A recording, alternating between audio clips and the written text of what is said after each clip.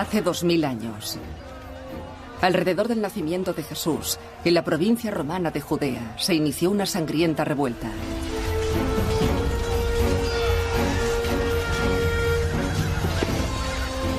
Los judíos luchaban por su libertad. Algunos rebeldes eran aclamados como reyes guerreros o mesías. Prometían nuevos tiempos de justicia.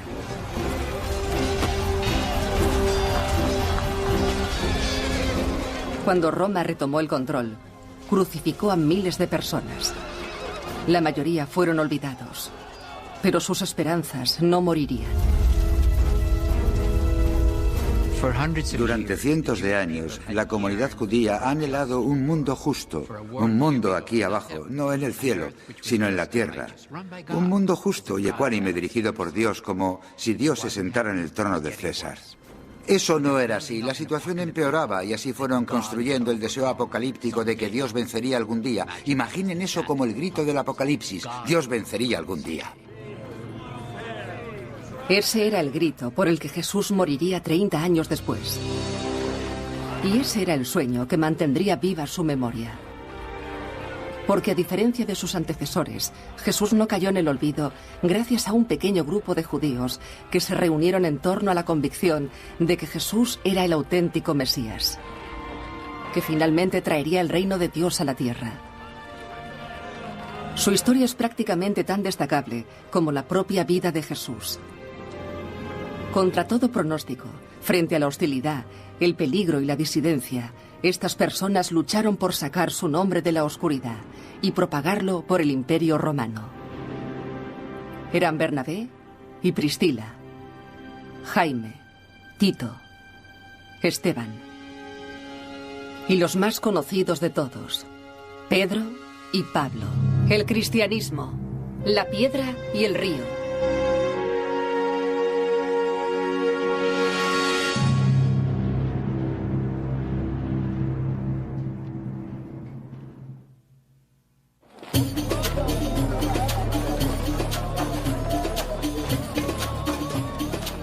Puesto que muchos han intentado contar los hechos como nos los transmitieron los que fueron testigos, he decidido que también yo, después de haberlo investigado todo desde el comienzo, escribiré la historia minuciosamente. En una de las grandes ciudades del Imperio Romano, a finales del siglo I, un escritor conocido como Lucas recogió su visión de los comienzos cristianos. Escribió 2 libros, ofreciendo un relato excitante que se desarrolló medio siglo antes, a la sombra de la Roma imperial. En el primer libro, Teófilo, he escrito todo lo que Jesús hizo y predicó. Lucas escribió en primer lugar sobre Jesús, un artesano judío de la franja oriental del imperio, que prometía a sus seguidores un reino mayor que Roma, y que murió por tal impertinencia.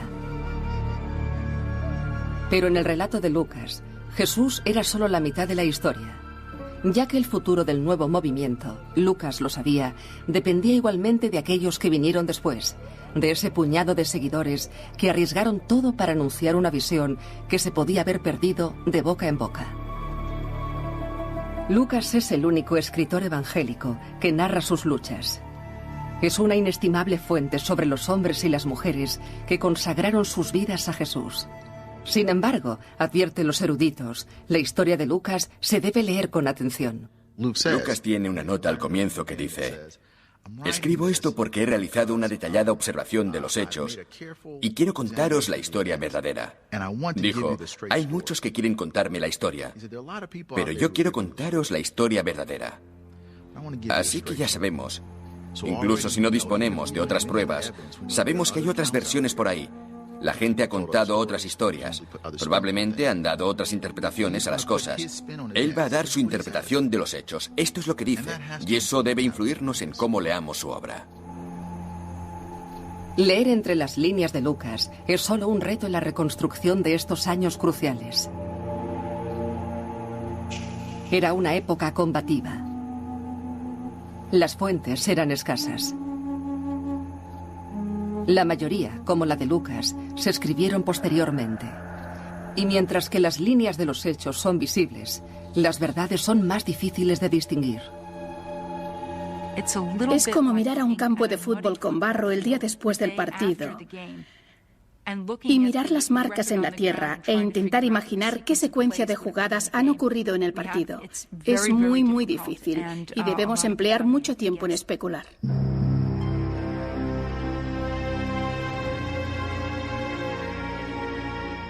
A pesar de las dudas, los historiadores extraen pruebas importantes de las fuentes bíblicas y realizan un seguimiento de la historia con consecuencias escalonadas, comenzando alrededor del año 30, alrededor del año en que murió Jesús. Y como Lucas cuenta, un hombre y algunas mujeres leales comenzaron el proceso de enterramiento y el duelo. Había un hombre justo y bueno llamado José, que estaba esperando el reino de Dios. Se acercó a Pilatos y le pidió el cuerpo de Jesús. Tras bajar el cuerpo, lo envolvió en una sábana y lo colocó en un sepulcro tallado en la roca en el que nadie había yacido antes. Las mujeres de Galilea prepararon los aromas y los ungüentos. Lucas dice que este puñado de seguidores se comportaron respetuosamente. Pero algunos de los amigos más cercanos de Jesús estaban visiblemente ausentes. Leví, el recaudador de impuestos, no está presente. Tampoco Jaime, el hijo de Zebedeo, ni su hermano Juan, ni ningún otro de los apóstoles conocidos. Aunque lo más chocante de todo es la ausencia de Simón Pedro.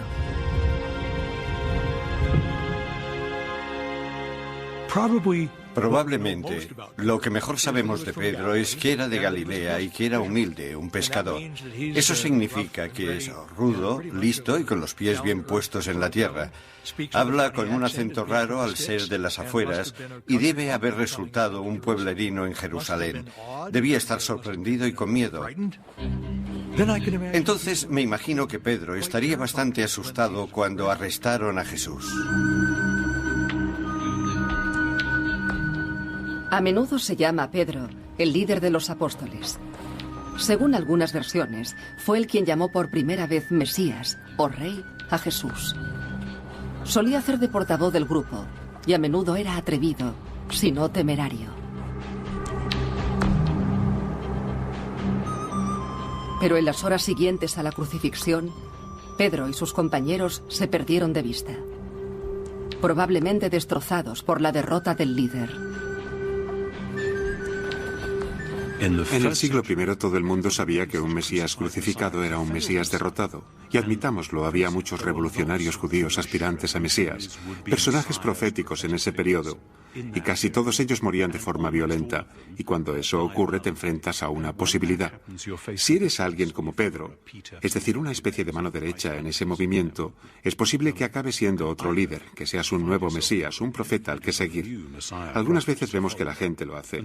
O también puedes abandonar y regresar a casa muy agradecido por haber escapado con vida, porque generalmente cuando ellos van detrás de una persona, también van detrás de sus seguidores más próximos.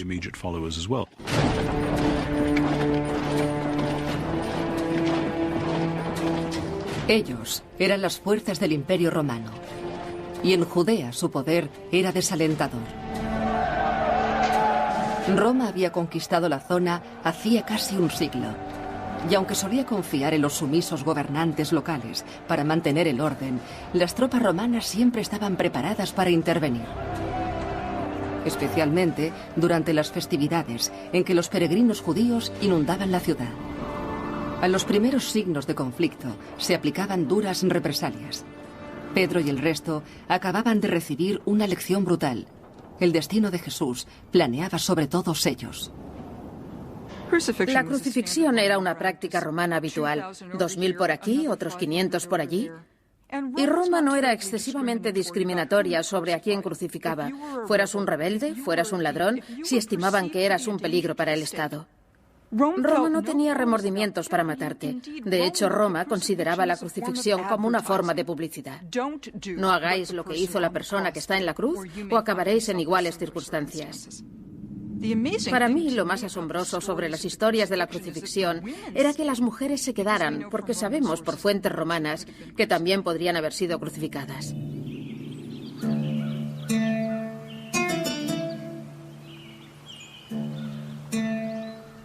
El primer día de la semana, al alba, las mujeres regresaron a la tumba. Encontraron que el sepulcro estaba abierto. El relato evangélico más antiguo afirma que 3 mujeres volvieron a la cueva unos días después del entierro de Jesús. Los relatos de lo que presenciaron se han transmitido durante 2 milenios. Decían que la tumba estaba abierta. El cuerpo de Jesús desapareció. Y un ángel dijo a las mujeres que buscaran a Jesús en Galilea, en el campo donde nació Pedro, donde se encontró por primera vez con Jesús solo unos años antes.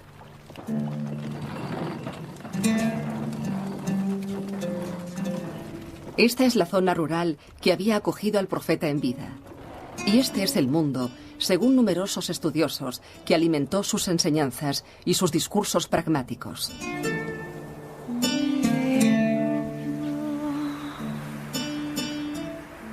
El reino de Dios es como una semilla de mostaza, la semilla más pequeña. Pero cuando cae en tierra labrada, crea una gran planta y se convierte en refugio para los pájaros del cielo. Parece que un solo movimiento de Jesús enraizó y creció en Galilea, casi inmediatamente después de la crucifixión.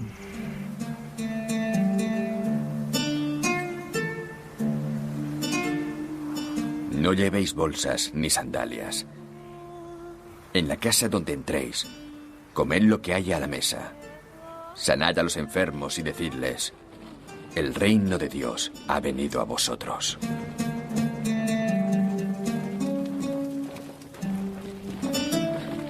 La pobre e itinerante gente de Galilea mantuvo vivo a Jesús por medio de la palabra. Repitieron su mensaje de compasión y cura de sus vidas marginales. Y transmitieron sus palabras a gente que nunca las había oído del propio Jesús.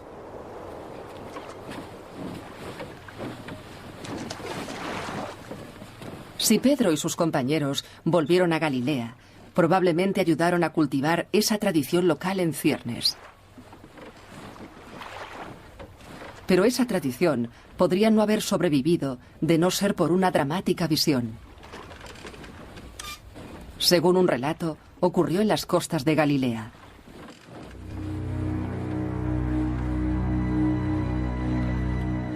Allí estaban Simón Pedro, Tomás, Natanael, los hijos de Zebedeo y otros 2 discípulos de Jesús. Simón Pedro dijo, voy a pescar. Y ellos respondieron, iremos contigo. Pero esa noche no pescaron nada. Justo al amanecer, Jesús apareció en la orilla. Pero los discípulos no se dieron cuenta de que era él.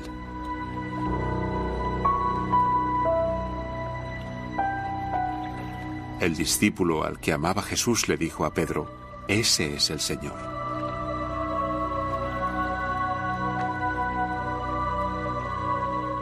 Ese es un importante momento de esperanza. Jesús había sido crucificado, no linchado, sino oficialmente, legalmente crucificado. Es decir, ejecutado por el Imperio Romano. Podría parecer que si Dios había permitido que crucificaran a Jesús, que entonces quizás Dios estuviese en el lado de Roma, quizás Dios estaba de acuerdo con este juicio para Jesús. Pero haber presenciado al Jesús resucitado significa indudablemente que Dios está todavía con Jesús y que, por lo tanto, Dios y Roma están enfrentados. Fue una visión tambaleante y condujo a una emocionante conclusión. Si Jesús había resucitado, si Dios y Roma estaban enfrentados, Entonces, la era del Apocalipsis había comenzado. Las profecías antiguas lo habían afirmado y siglos de esperanza aplazada habían alimentado el sueño. Estaba sucediendo ahora, creían. El mundo estaba a punto de ver que Dios, no César, gobernaba a los seres humanos de todo el mundo. Por fin amanecía el reino de Dios. El hecho que parece que volvió a reunir a los apóstoles es su percepción de que Cristo había resucitado. Para los cristianos, 21 siglos después, esto parece una clase de suceso espiritual, algo con significado religioso. Pero para estos judíos del siglo I, que habían seguido a Jesús de Nazaret, el suceso tuvo una importancia histórica inmediata. No lo piensan en términos de metáforas moralistas, lo piensan en términos de realidad histórica. Dios va a intervenir en la historia. En un momento, los devastados seguidores de Jesús volvieron a sentir la confianza y el objetivo. Si el reino de Dios estaba en camino, se debían preparar y debían alertar a otras personas de que Jesús no estaba muerto, sino vivo, que la crucifixión no era una tragedia, sino una victoria. Este breve, aunque incisivo mensaje sería un llamamiento para un nuevo movimiento dentro del judaísmo, un movimiento de Jesús. Y como Pedro y el resto pronto aprenderían, ese mensaje también los situaría en una posición enfrentada con las fuerzas del imperio, e incluso entre ellos mismos. La fe resucitada.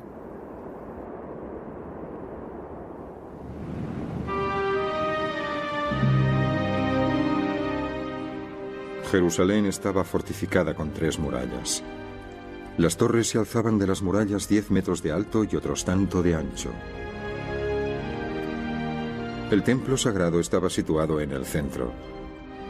Para los forasteros que se acercaban en la distancia, parecía una montaña cubierta de nieve. Lo que no era dorado, era blanco deslumbrante.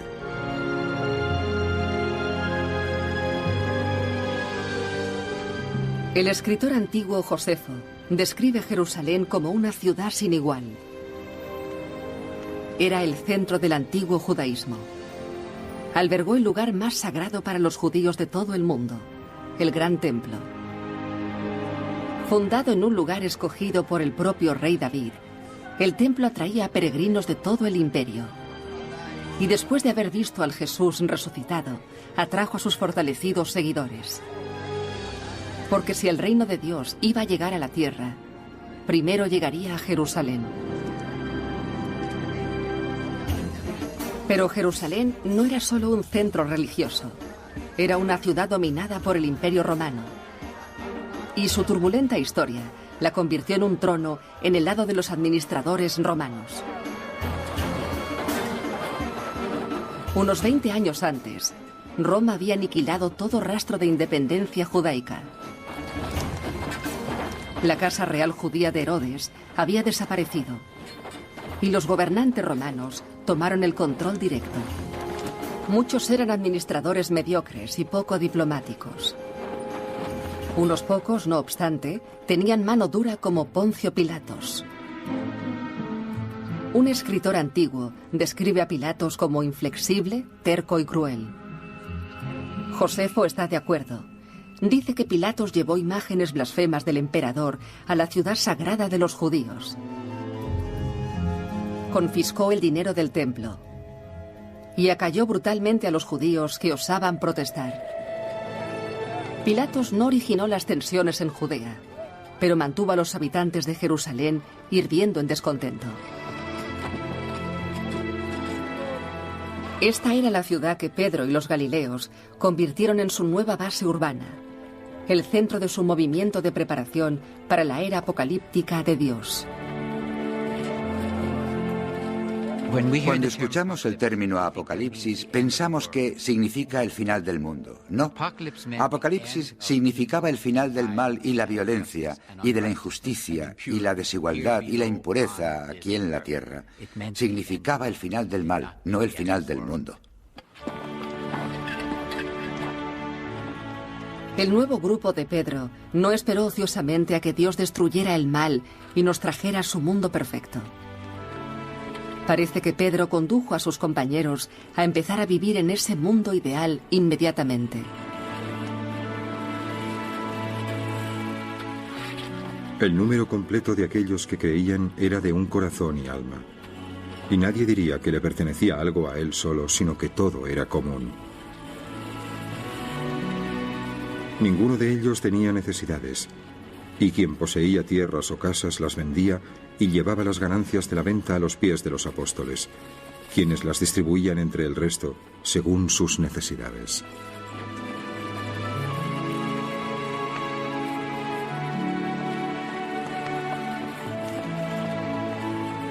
Como Lucas cuenta, Pedro construyó una sociedad modelo dentro del extraño y nuevo enclave de la ciudad. Creó un sistema de vida comunal, bienes compartidos, ayuda mutua. Este estilo de vida radical no era exclusivo en el siglo I, pero era un indicio más de que Pedro y sus compañeros esperaban presenciar las profecías antiguas durante su vida.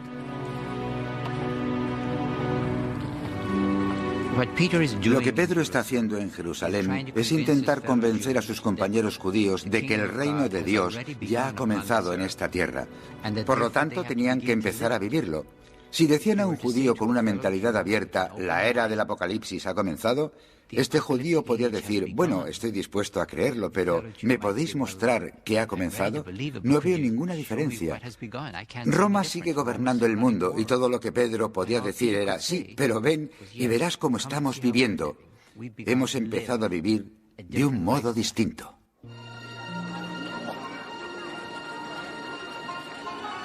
Su modo de vida podría haber impresionado a los judíos pobres de Jerusalén. Pero los conversos no eran una prioridad para Pedro en un primer momento. De hecho, no ofrecía nada a lo que convertirse, por lo que Pedro y sus seguidores continuaron con el judaísmo.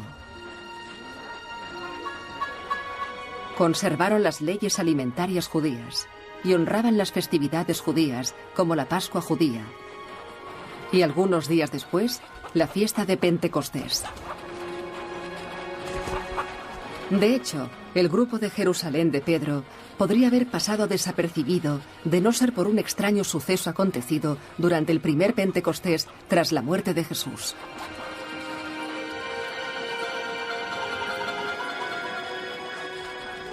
En el día de Pentecostés estaban todos reunidos.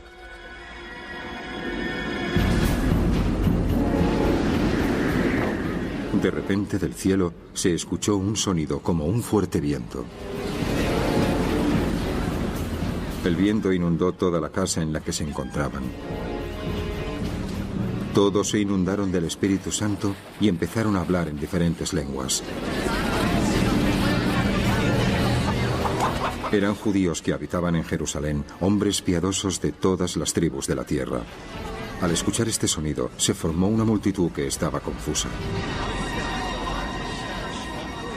Perplejos pero sorprendidos, maravillados. Fijaos, ¿no son todos los que hablan de Galilea? ¿Qué significará esto? Otros se burlaban y decían, están llenos del nuevo vino. La historia de Pentecostés que cuenta Lucas es solo una historia extraordinaria y muy peculiar. Escuchan a los discípulos hablar en lo que hoy llamaríamos hablar en otros idiomas. Es una manifestación sorprendente del Espíritu que aún hoy podemos observar en las iglesias pentecostales, donde la gente habla en varios idiomas. Y si no se ha presenciado, no se puede entender la fuerza que llegan a transmitir. ¿Podría arrastrar a una multitud? Definitivamente.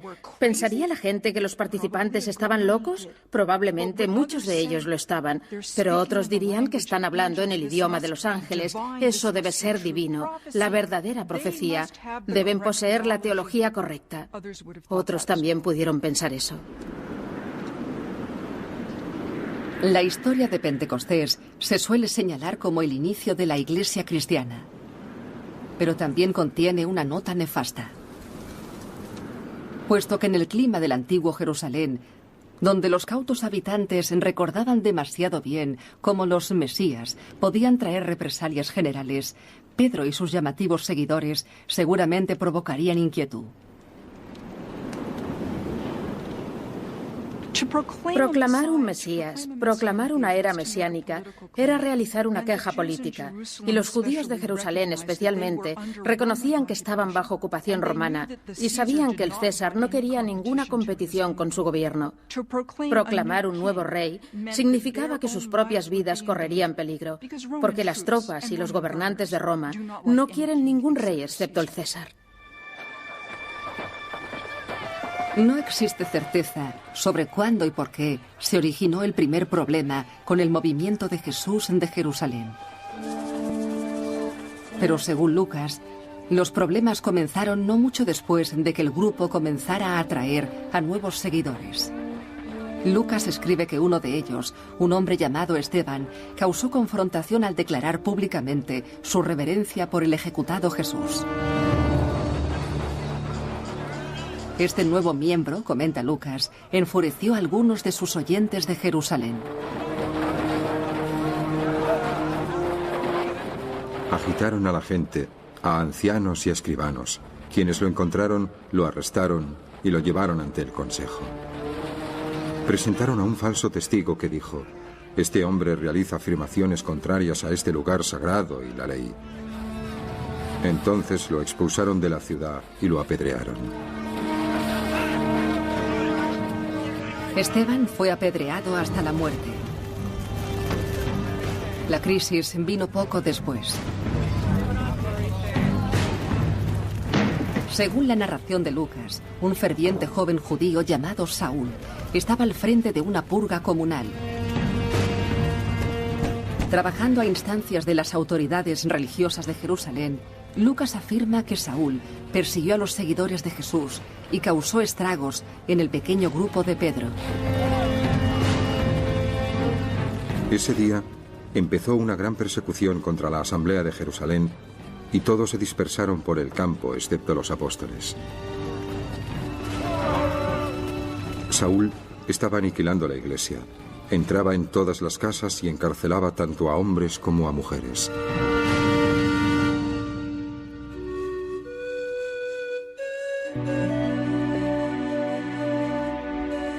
Según Lucas, Pedro continuó en Jerusalén con solo unos pocos seguidores de Jesús. Él, al menos, no fue perseguido. Pero la situación debió parecer poco halagüeña. Sus expectativas se habían derrumbado de repente. Él y el resto tendrían que revisar una vez más sus esperanzas y planes.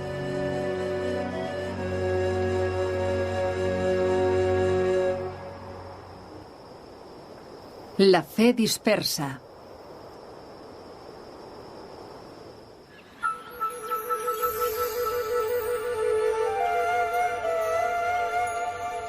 Sobre la década de los 30 del siglo I, los seguidores de Jesús seguían siendo tan solo unos cientos. Seguían estando dirigidos por Pedro en Jerusalén. Pero el hombre que había guiado su grupo desde el campo hasta la capital ahora contemplaba que el movimiento entraba en una fase completamente nueva.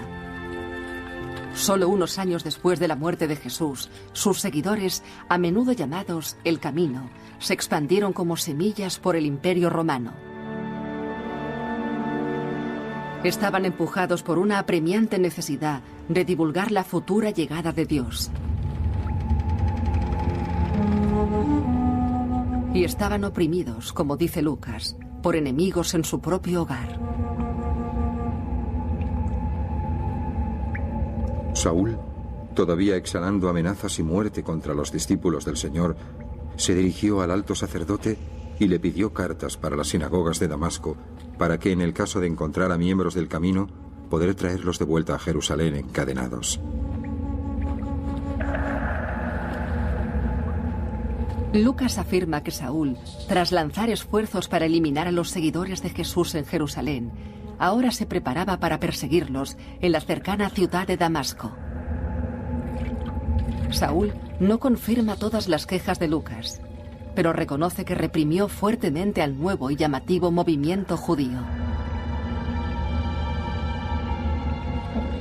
Perseguía con ímpetu la Asamblea de Dios y la estaba aniquilando.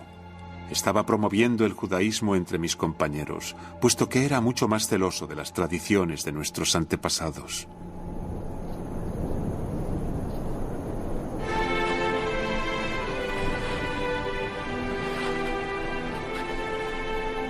Saúl es el único personaje de las primeras décadas del movimiento de Jesús que dejó constancia directa de los sucesos que presenció. Era un joven judío grecoparlante, de fuera de Judea. Era un fariseo, notablemente comprometido con la ley judía. Pero por algún motivo, en algún lugar, su vida dio un giro inesperado. Lucas pone estas palabras en boca de Saúl. Sobre el mediodía, una luz brillante del cielo me rodeó de repente.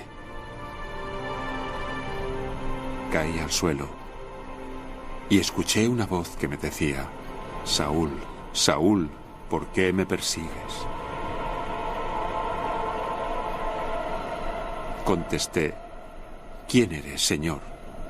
Y me respondió: soy Jesús de Nazaret.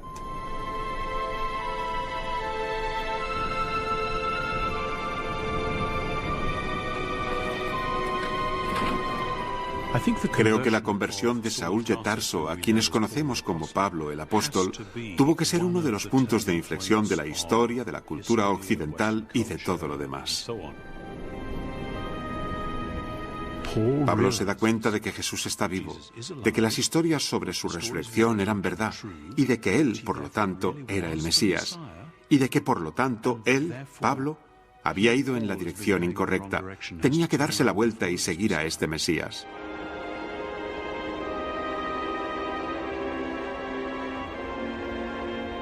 Fue un momento determinante que sería un punto de inflexión en la historia del movimiento de Jesús. Aunque los sucesos que siguieron a la Epifanía son oscuros. Pablo dice que fue a los desiertos de la actual Jordania. Allí parece que Pablo alimentó la idea de que tenía una misión especial, que le había visitado Jesús no solo por su propia salvación, sino para difundir las noticias de su resurrección tan rápido y tan lejos como fuera posible. Cuantos más lo escucharan, más se salvarían. Finalmente, quizás años después de su visión original, Pablo viajó hasta Jerusalén. Era el momento, decidió, de encontrarse con la gente que verdaderamente conocieron a Jesús en vida.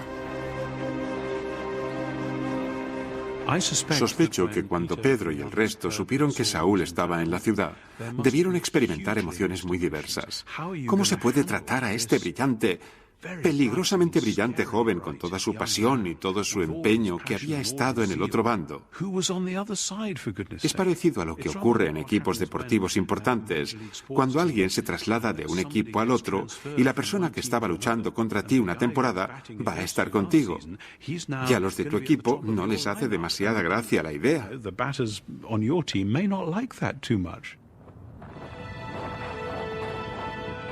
Cuando llegó a Jerusalén, intentó unirse a los discípulos, pero todos le temían.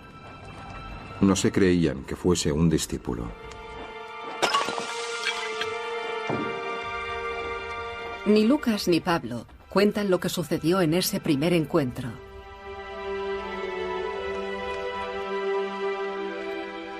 Juro ante Dios que no miento. No me conocían las asambleas de Judea que están con Cristo.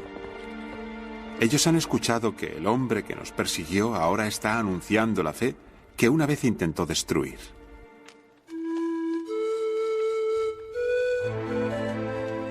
Tan solo podemos imaginar la agitación que causó Pablo. No solo había perseguido a los primeros seguidores de Jesús, sino que había representado todo lo que no eran.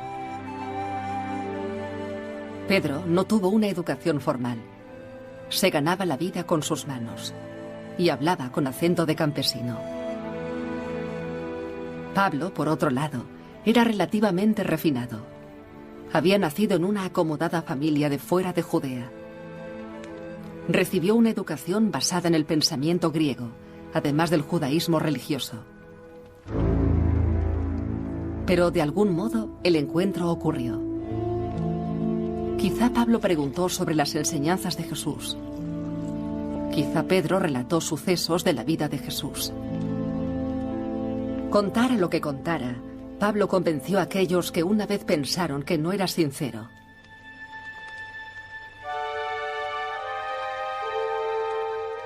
Estuvo 2 semanas con Pedro. En algún momento, Pablo reveló una misión vital.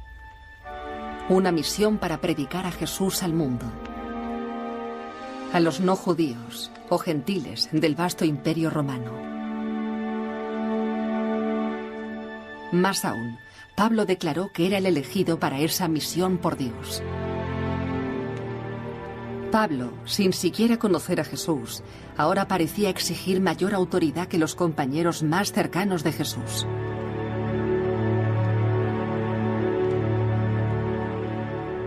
Pablo se consideraba involucrado en un proyecto por el que cambiaría toda la historia. Toda la humanidad dependía del éxito de este proyecto. Por lo que cualquier persona que tenga una visión tan grande tiene que ser muy valiente, tener arrojo, asumir riesgos, causar enfados. ¿Por qué? Porque es muy importante. Toda la humanidad iba a ser redimida por este trabajo que él y esa otra gente estaban realizando.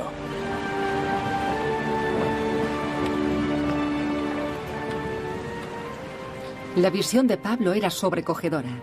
La tarea que se propuso inmensa. Los obstáculos desalentadores. Ya que en el siglo I, la magnitud de Roma y su diversidad deslumbraría a cualquier observador de la época. El imperio y la autoridad de Roma han ocupado todo el mundo. Y el imperio se extiende más allá de los caminos del sol y de los límites del océano. En esta esfera mundial, en provincias y ciudades, cada comunidad practica sus propios ritos sagrados y adora a los dioses locales.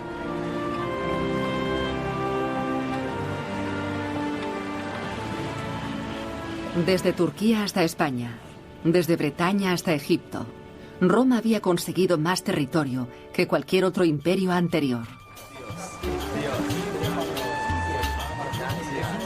Los centros neurálgicos del Imperio Romano eran sus ciudades mediterráneas: Corinto, Atenas, Éfeso, entre otras. Estas ciudades habían acogido antes un imperio griego y conservaban la cultura helena. Ahora estaban gobernadas por Roma y bajo el manto de las leyes y la religión romana. Este entramado de clases urbanas creó un entorno muy especial para el movimiento judío de Jesús. Había comunidades judías, grandes comunidades judías en Antioquía, Alejandría, Éfeso. Estas comunidades judías eran poco habituales en el Imperio Romano. No solo eran religiosas, no solo era una religión, sino grupos étnicos, y los romanos les habían concedido cierto grado de autogobierno en sus comunidades. Eso puso celosos a algunos gentiles. Los celos pudieron causar relaciones delicadas en estas comunidades mixtas. La violencia antijudía siempre era posible. Pero los gentiles también tenían reacciones positivas hacia el judaísmo. El Dios judío sedujo a muchos. Algunos se convirtieron formalmente al judaísmo. Algunos abandonaron sus dioses tradicionales. Pero los no judíos eran visitantes habituales en las sinagogas a lo largo del siglo I.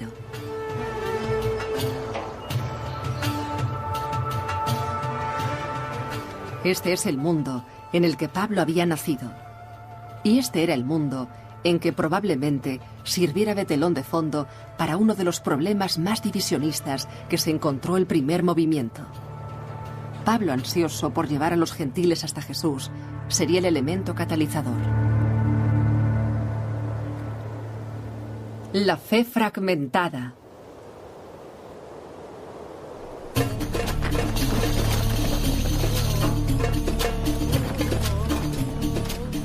Unos 3 años después de que Pablo se encontrara con Pedro en Jerusalén, viajó hasta el norte de la ciudad de Antioquía. Ubicada en la actual Turquía, Antioquía era el centro del poder romano de la región. El superior de Pilatos tenía allí su base, así como las legiones que mantenían a raya a Jerusalén. Pero igualmente importante, Antioquía era un centro dinámico de comercio. Situada en el enclave romano que conectaba Oriente y Occidente, había crecido hasta cerca de 250.000 habitantes. Atraía a ambiciosos visitantes de todos los rincones del Imperio Romano. Se creaban fortunas y se perdían. Y también se perdieron los límites tradicionales. Con la mezcla de antiguas religiones, la gente adoraba a numerosos dioses a la vez, y los nuevos dioses eran rápidamente absorbidos. Esta ciudad, a menos de 500 kilómetros de Jerusalén, ofrecía una tierra poco fértil para una nueva secta judía, la secta de Jesús. Pablo había sido invitado para ayudar a liderar el movimiento de Jesús de Antioquía por parte de un hombre llamado Bernabé. Probablemente griego, nadie sabe cuándo o cómo Bernabé se unió por primera vez a los seguidores de Jesús. Pero Bernabé era uno de los primeros misioneros.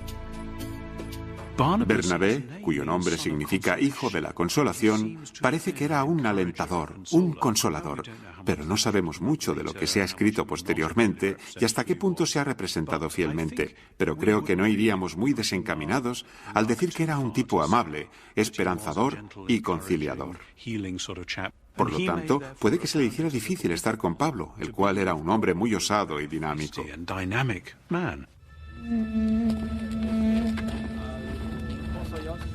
Bernabé y Pablo predicaron principalmente en sinagogas.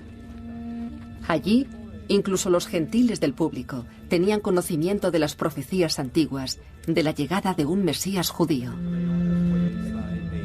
Pablo y Bernabé hicieron de esto su punto de inicio. Pero el Mesías no iba a venir un día, anunciaban, iba a venir ahora. Y cuando llegara, el reino del César tendría los días contados. Solo se salvarían aquellos con fe. Entonces, este es el fin. Cuando entregue el reino a Dios Padre, cuando haya abolido a todos los gobernantes y a toda la autoridad y poder. Este era el mensaje básico. Pero Pablo y Bernabé dieron otro arriesgado paso. Los dos misioneros afirman que para salvarse, los conversos gentiles debían abandonar a los dioses de Grecia y Roma. Debían honrar al Dios judío únicamente.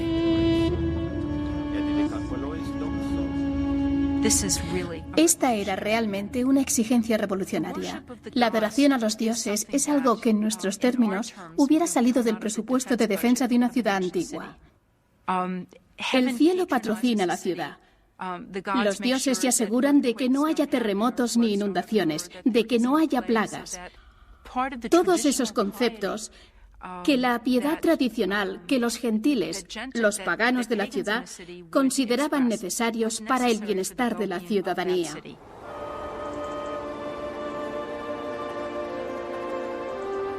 Pablo y Bernabé caminaban al borde del abismo. Se arriesgaron a ofender a la amplia mayoría de las gentes que le rodeaban y que adoraban a varios dioses. Pero en Antioquía, al menos, parece que encontraron escasa resistencia. Reclutaron con éxito tanto a judíos como a gentiles. Y los convertidos se incorporaron a una floreciente comunidad de Jesús. Un grupo tan distintivo que se convertiría en el primero denominado cristiano.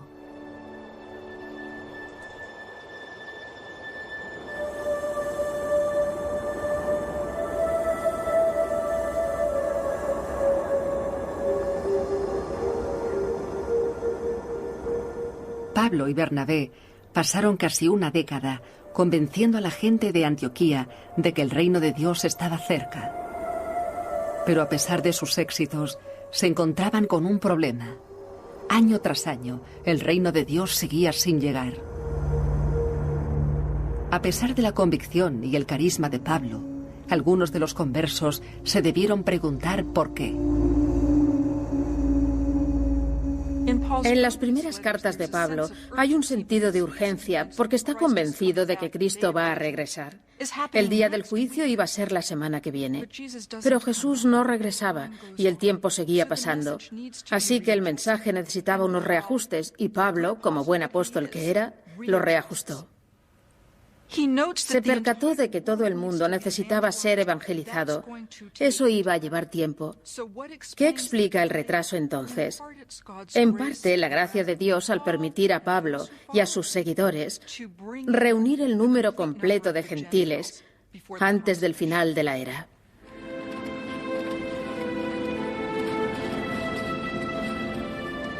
Al parecer, Pablo llegó a la conclusión de que el reino de Dios no llegaría hasta que se convirtieran más gentiles.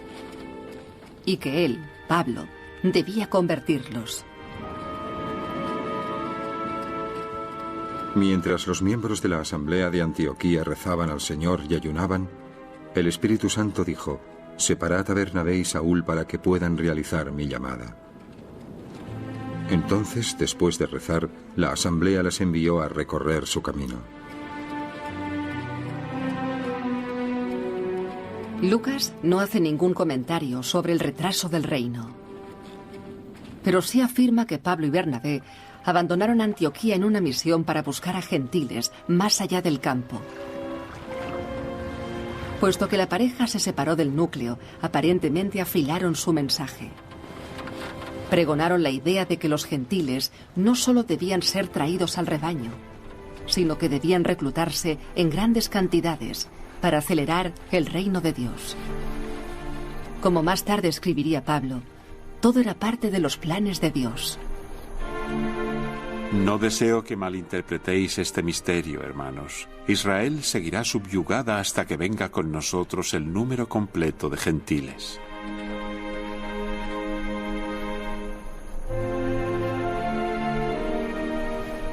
Empujado por la urgencia de su misión, Pablo y Bernabé viajaron cientos de kilómetros por peligrosos caminos y costas.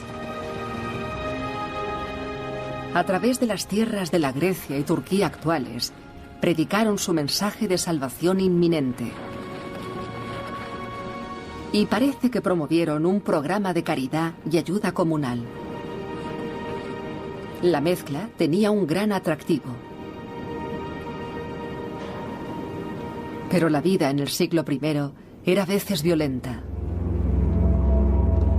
Crímenes, enfermedades, incendios y hambre eran peligros constantes.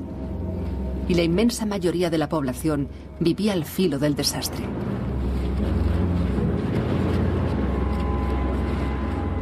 Para nosotros es difícil imaginar las condiciones en las que vivía la gran mayoría de los habitantes del Imperio Romano. Existía un gran abismo entre la riqueza y el poder que básicamente dirigía a la mayor parte de la población. Incluso los que trabajaban como artesanos, con sus oficios, seguían siendo pobres según nuestros estándares y entonces suponían un gran porcentaje de la población. Eran simplemente indigentes y apenas podían subsistir. Y puesto que son pobres y marginales, entonces cuando algo pasa, cuando se elevan los impuestos o cuando el ejército romano venía y se llevaban libremente animales y los cultivos que almacenaban, el resultado es la hambruna, el resultado es la muerte, el resultado es que siguen empeorando.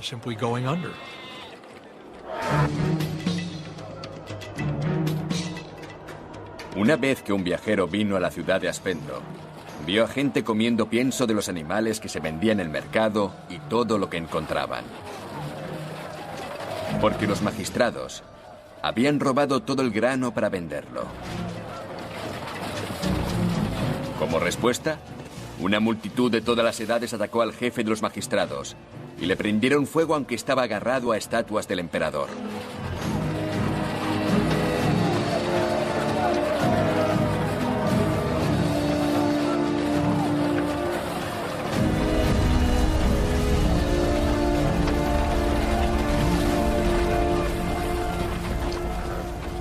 La brutalidad nace de la desesperación, y la gente desesperada a menudo se unía al movimiento de Pablo y Bernabé. Pero los dos misioneros encontraron hostilidades dirigidas hacia ellos también, puesto que en estos tiempos volátiles la ira afloraba fácilmente. Fueron a una ciudad en Pisidia. Entraron en una sinagoga durante el sábado y se sentaron. Tras leer la ley, el líder de la sinagoga les envió un mensaje que decía: hermanos, si tenéis un mensaje de ánimo para la gente, decidlo. Pablo se levantó, hizo un gesto con la mano y comenzó a hablar. Pablo continuó proclamando su mensaje misionero. Probablemente invitaba a los gentiles a entrar en el grupo, y parecía que sus palabras inspiraban interés.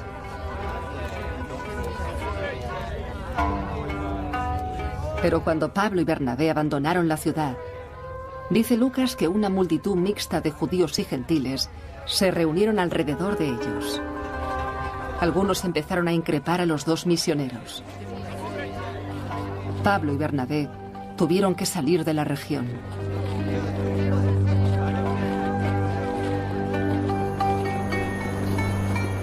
Lo mismo ocurrió en Iconio. Pablo y Bernabé despertaron interés e ira. Cuando llegaron a Listra, sin embargo, Lucas dice que el descontento se volvió violento.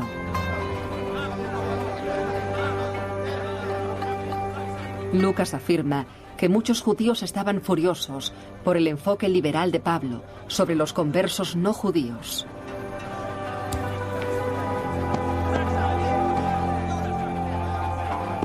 Pablo les había excluido de las costumbres judías.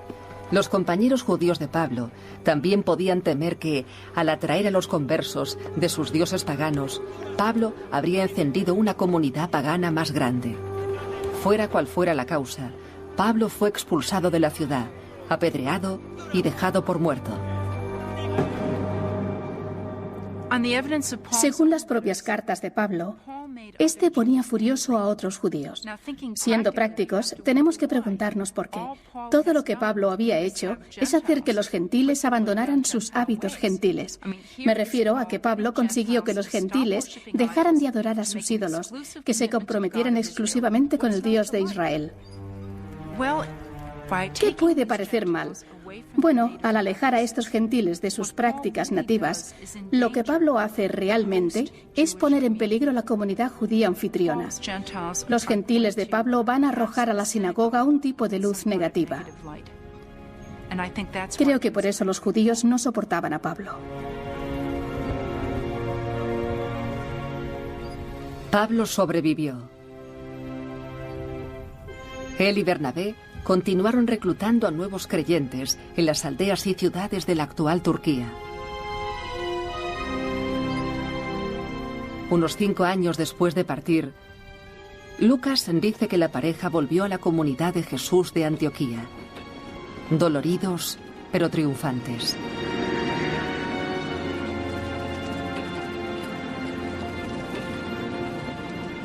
El sentimiento de victoria, sin embargo, no duraría mucho. En Antioquía, en la primera de las congregaciones estables de Pablo, los argumentos sobre cómo integrar a los gentiles sumergirían a Pablo en su mayor drama personal y empujaría a la comunidad de Jesús hacia un cisma devastador.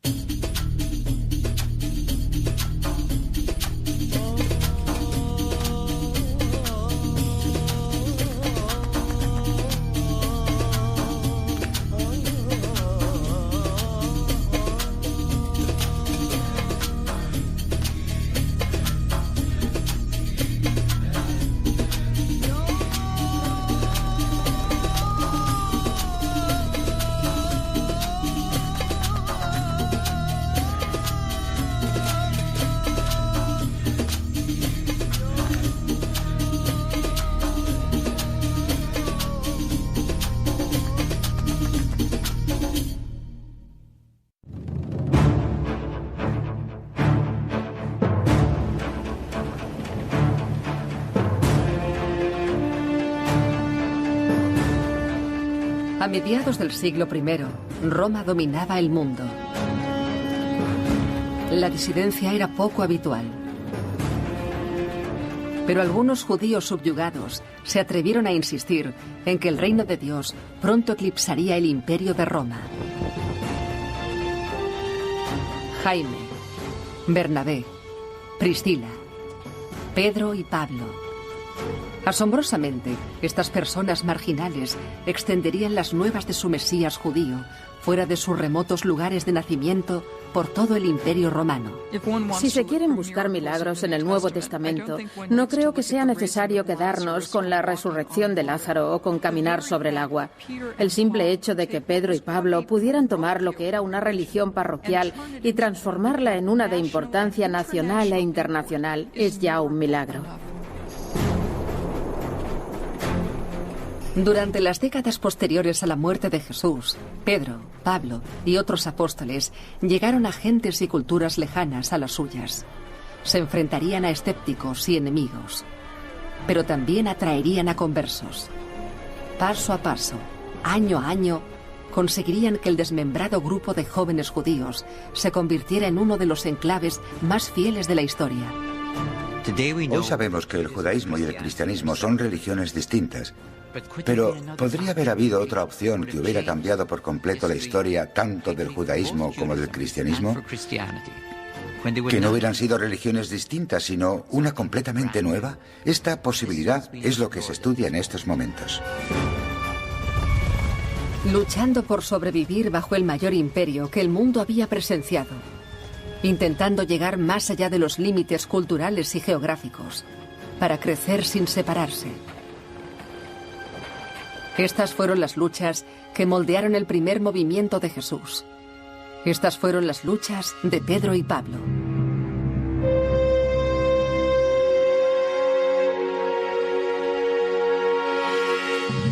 Episodio segundo. El imperio y el reino.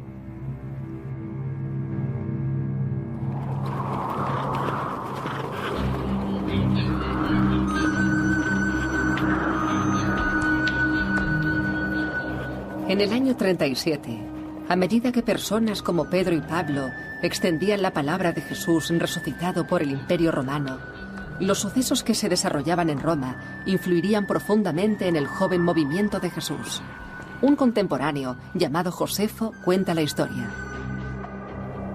Corrían rumores de que el emperador había muerto.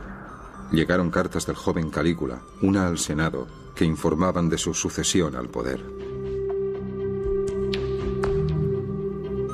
Un joven excéntrico llamado Calígula se había convertido en emperador, el gobernante del vasto territorio romano.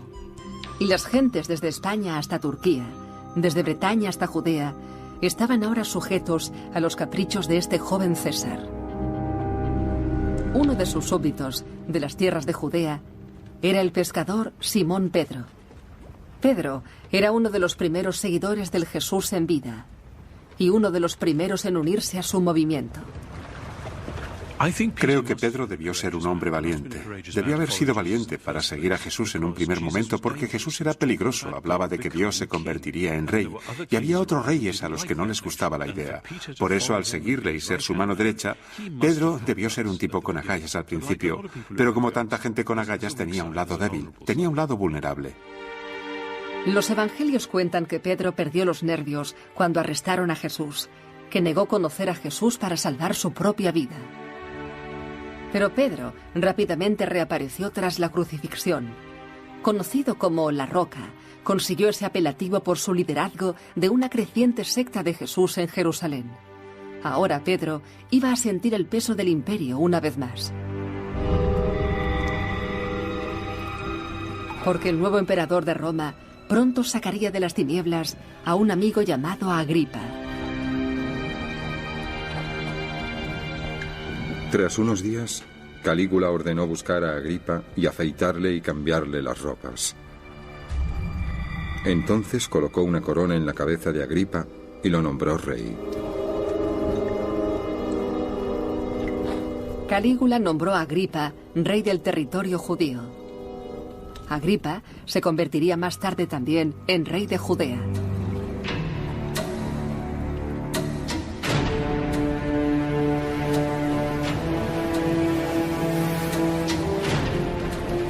Los títulos de Agripa eran muy elevados, pero mientras navegaba hacia Judea, comprendió su lugar en el orden del Imperio Romano. El César lo había hecho rey, y el César podía destruirle. Agripa disfrutaría de las grandes recompensas del reinado solo si complacía al emperador romano. Una de las cosas más importantes que hay que tener en cuenta al contar la historia de este movimiento liderado por Pedro y Pablo es que el Imperio Romano movía las fichas políticas y establecía las circunstancias.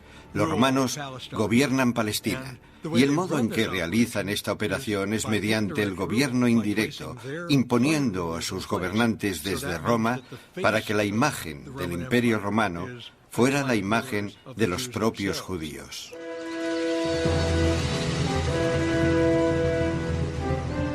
Agripa abandonó Roma para gobernar su propio país, donde para sorpresa de sus súbditos se presentó como rey. Se puso un traje de plata trenzada y entró en el teatro al amanecer. Allí, cuando los primeros rayos del sol llegaron a la maravillosa red, sus aduladores alzaron inmediatamente sus voces, aclamándole como Dios.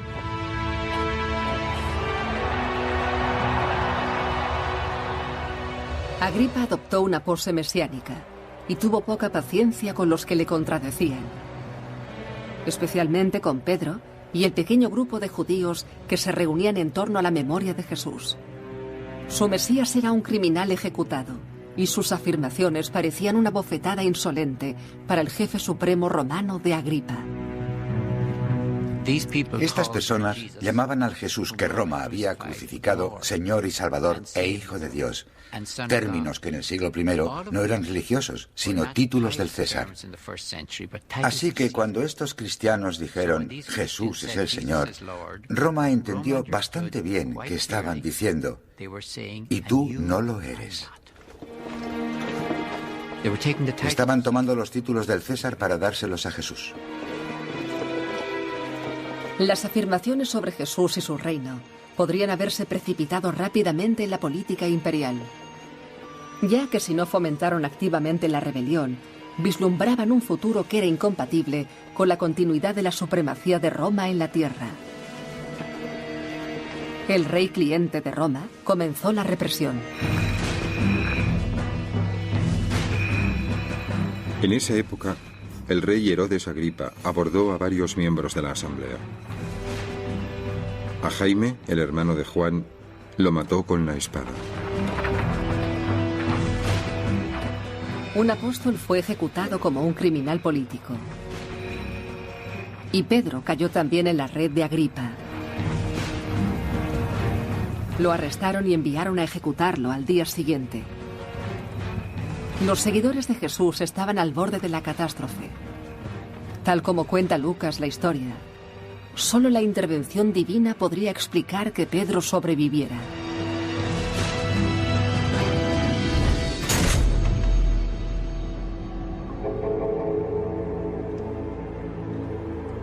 Pedro, atado con 2 cadenas, estaba durmiendo entre 2 soldados, mientras que los guardias delante de las puertas estaban vigilando la prisión. Entonces, un ángel del Señor apareció y una luz iluminó la estancia. Las cadenas cayeron de las manos de Pedro y éste siguió al ángel. Cuando hubieron pasado al primer y segundo guardia, llegaron ante la puerta de hierro que conducía a la ciudad, la cual se abrió para ellos.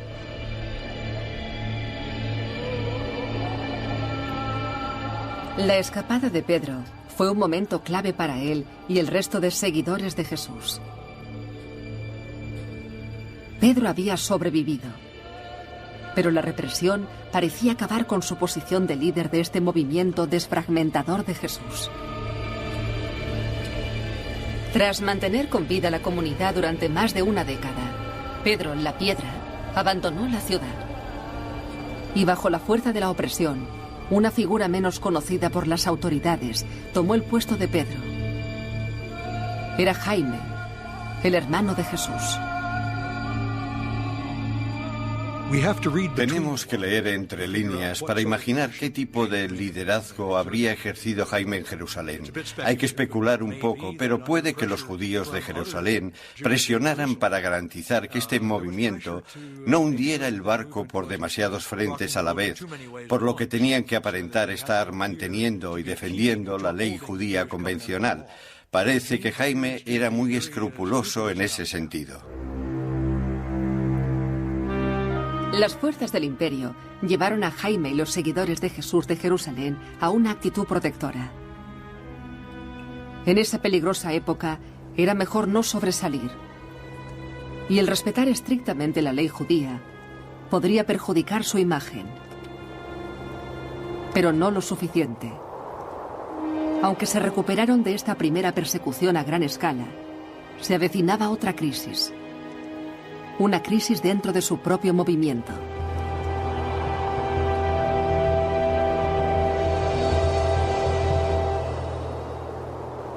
El Evangelio de Pablo.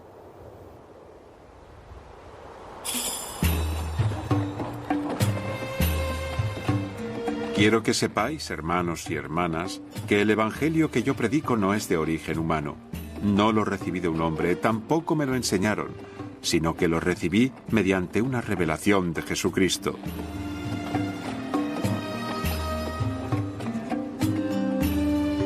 A unos 500 kilómetros al norte de Jerusalén, en la ciudad romana de Antioquía, el apóstol Pablo y su compañero Bernabé trabajaban intensamente en propagar el movimiento de Jesús.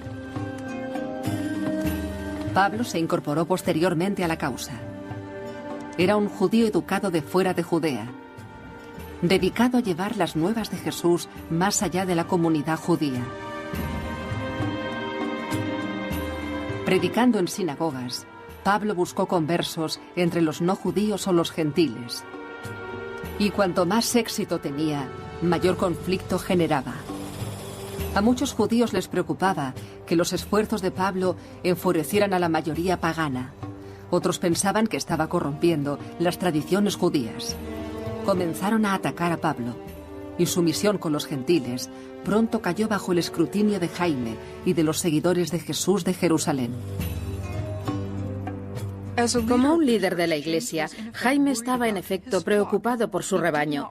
No quería que asesinaran a los creyentes, no quería que los persiguieran, y sospecho, no quería que atrajeran excesiva atención. Pablo, predicando en las sinagogas de Damasco o Antioquía, habría llamado la atención sobre el primer movimiento de Jesús. Jaime estaba preocupado por Pablo y no le faltaban motivos. Desde hacía tiempo, algunos miembros del círculo cercano a Jaime viajaron al norte para conocer de primera mano las actividades de Pablo. Sería un encuentro dramático. Cuando llegaron a Antioquía, dice Lucas, hicieron una sorprendente exigencia. Algunos venidos de Judea decían a los hermanos: si no estáis purificados como dictó Moisés, no podréis salvaros. Esto hizo que Pablo y Bernabé entraran en desacuerdo y debate con ellos.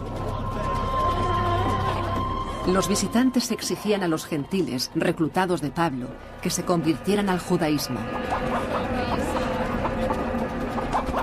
Pablo se contenía enfurecido. La simple idea, insistía, iba en contra de las instrucciones explícitas de Dios.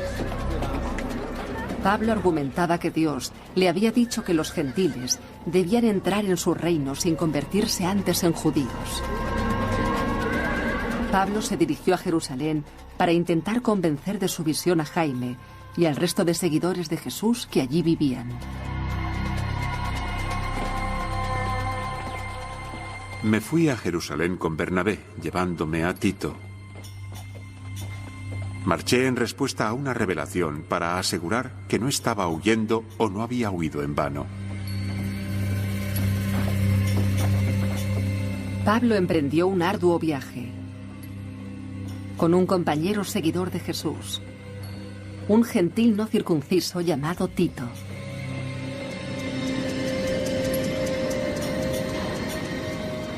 Viajaron unas 2 semanas a través de terrenos duros. hasta una ciudad que Pablo no había visto en 14 años. Su comunicación con los líderes de Jerusalén debió haber sido frágil, pero Pablo, él solo, tenía gran fuerza. Entonces, en privado, expuse ante aquellos que parecían a cargo las buenas nuevas que predico entre los gentiles. Pedro había vuelto a la ciudad. Al hablar con él, con Jaime y con otros seguidores, Pablo declaró su opinión contra la circuncisión para hombres como Tito. Dios no restringía su reino a los judíos o convertidos al judaísmo, afirmaba. Dios quería un movimiento unido de judíos y gentiles, juntos. Algunos partidarios leales de Jerusalén no estuvieron de acuerdo. Los argumentos sobre la circuncisión simbolizaban diferentes visiones de los planes de Dios y diferentes versiones de cómo enfrentarse al amplio mundo. En este debate puede ayudarnos a evaluar la procedencia de los diversos jugadores. Recordemos que Pedro y Jaime eran ambos de Galilea, son de las afueras. Su perspectiva es en cierto modo limitada. Pablo provenía de la diáspora, había recorrido mundo, venía de una zona más grande y conocía las diferencias entre gentes de otros pueblos. Aunque Pedro mantiene una posición central, Jaime es más estricto y riguroso en el asunto de la circuncisión, mientras que Pedro, quizás, tuvo que mediar en ese acuerdo. Actualmente no está claro cómo se resolvió la disputa. Lucas dice que Pedro apoyó la posición de Pablo, que la roca hizo gala a su nombre, convirtiéndose en una piedra de apoyo entre las dos orillas. Se dijera lo que se dijera, Tito escapó a la circuncisión.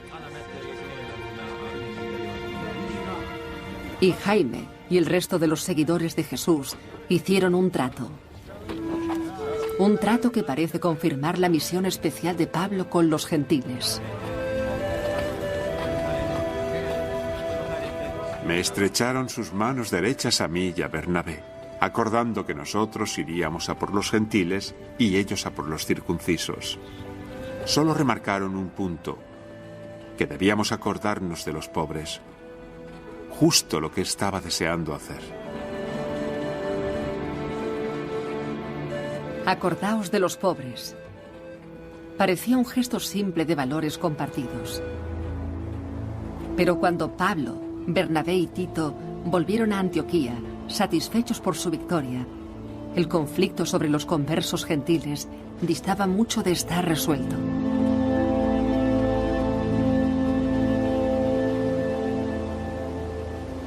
Demasiado alboroto.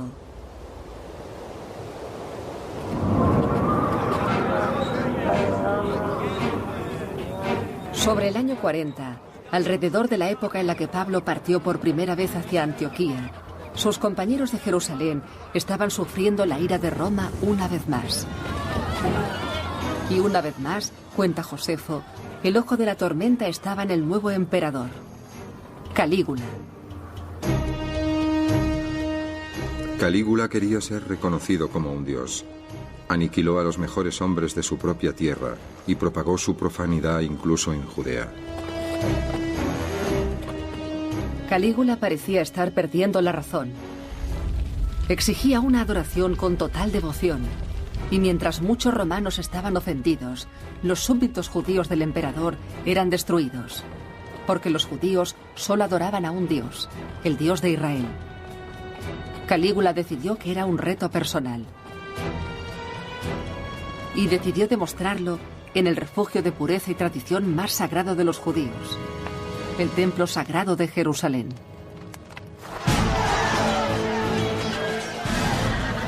Calígula envió un ejército contra Jerusalén con órdenes de levantar estatuas de sí mismo en el templo. Si los judíos no aceptaban las estatuas, mataría a los que se opusieran y esclavizaría al resto de la población. El miedo los inundó a todos. Mantuvieron la ley y las costumbres de sus padres. Los judíos dijeron que si Calígula quería poner estatuas, tendría que sacrificar a todo el pueblo judío.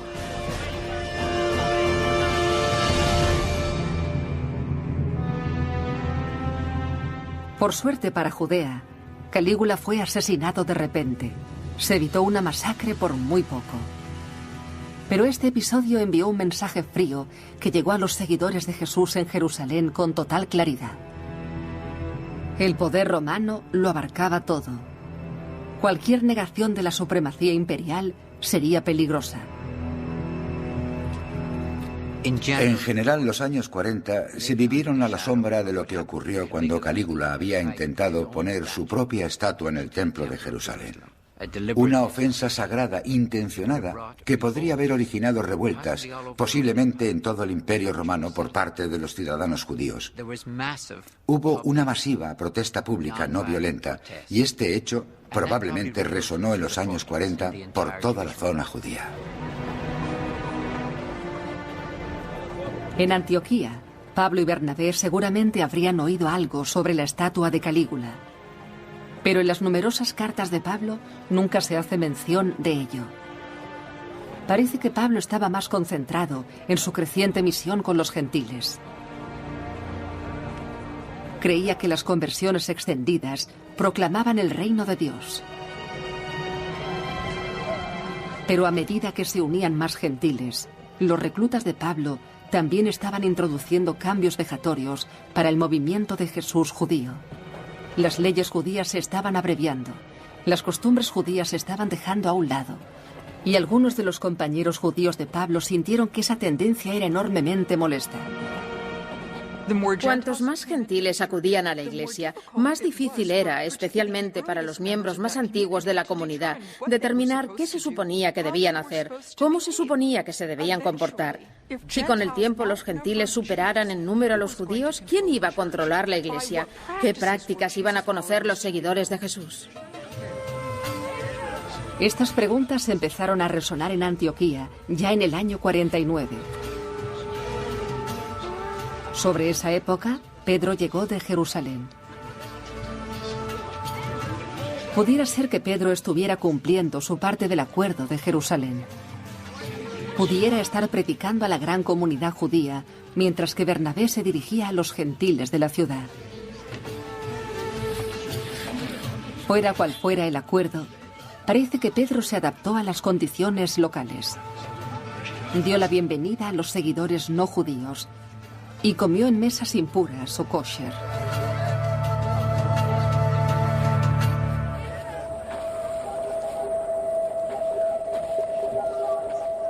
Pero la concordia no duró mucho.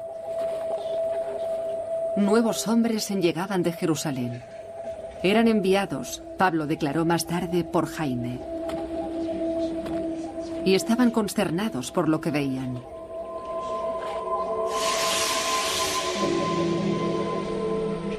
Los seguidores de Jesús de Antioquía parecían estar burlándose de las leyes más distintivas del judaísmo. Leyes dictadas por Moisés que prohibían los alimentos no kosher y que encarnaban la identidad judía. Durante cientos de años, los mártires judíos habían muerto por seguir la ley judía. Ahora, Pablo está diciendo que los paganos podían llegar a ser judíos completos sin convertirse. Aquello por lo que habían muerto ahora se estaba olvidando en cierto modo o se estaba dejando a un lado. Para numerosos judíos, eso era inaceptable.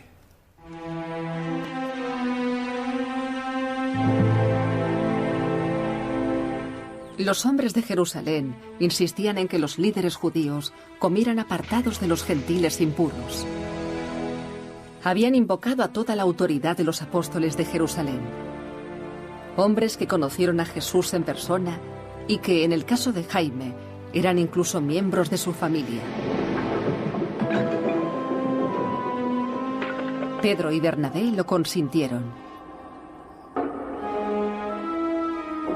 Pero Pablo no aceptó una retirada. Furioso con sus compañeros por retractarse, dio a Pedro un azote dialéctico público. Me opuse a él cara a cara, porque ya estaba condenado. Porque antes de que vinieran algunas personas de parte de Jaime, él había comido con los gentiles. Pero cuando llegaron se retractó, por temor a la sección de la circuncisión. El resto de los judíos se sumó a su hipocresía, incluso arrastraron a Bernabé. Parecía que Pablo no se rendía en este aspecto, estaba obcecado incluso.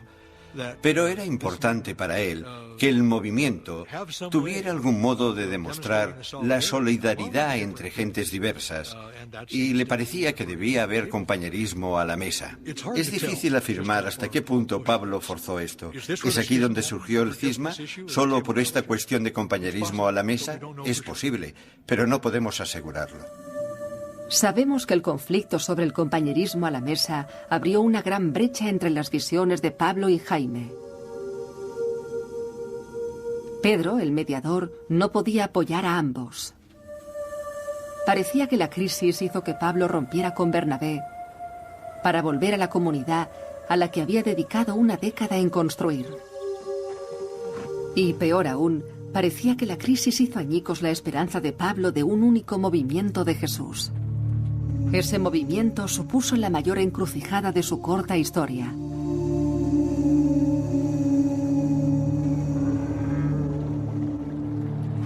El quid de la cuestión es si vamos a tener una comunidad cristiana gentil y una comunidad cristiana judía. ¿Vamos a tener dos iglesias o una sola? Si vamos a tener una, ¿cómo van a integrarse? Ese era el problema. ¿Cómo va la iglesia con estas dos posturas, estas dos divisiones que había? ¿Cómo va a permanecer como una iglesia? ¿Va a seguir siendo una iglesia? En el calor del conflicto, parece que Pablo había contestado que no. Pero no se rindió. En vez de ello, ampliaría su visión de la misión: judíos y gentiles, ricos y pobres, griegos, israelitas, españoles y romanos. Todo el mundo debe escuchar las noticias y deben escuchar la versión de Pablo. El tiempo se agotaba. El reino de Roma estaba en decadencia, creía Pablo. Amanecía el reino de Dios. Pero el tiempo también se estaba agotando para Pablo. Cualquiera que mostrara pasiones públicas, ciudad tras ciudad, grupo tras grupo, estaba condenado a enfrentarse con los defensores del orden romano, antes o después.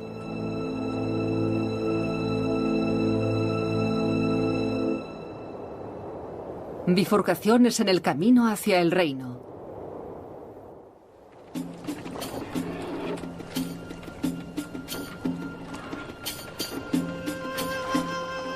En el comienzo de la década de los 50, Jesús llevaba muerto unos 20 años. Su movimiento había seguido creciendo, pero también lo hacía el abismo que separaba las comunidades hijas de Jesús de fuera de Judea y su grupo fundador en Jerusalén. Se produjo un incendio en la gran explanada de Jerusalén. Muchos judíos la estaban cruzando de camino a una celebración y mataron a uno de ellos.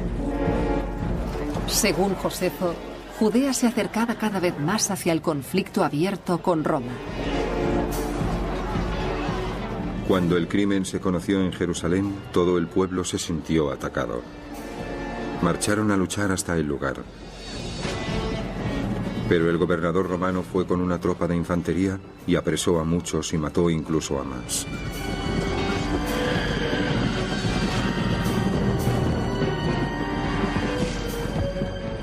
Ordenó que crucificaran a los prisioneros.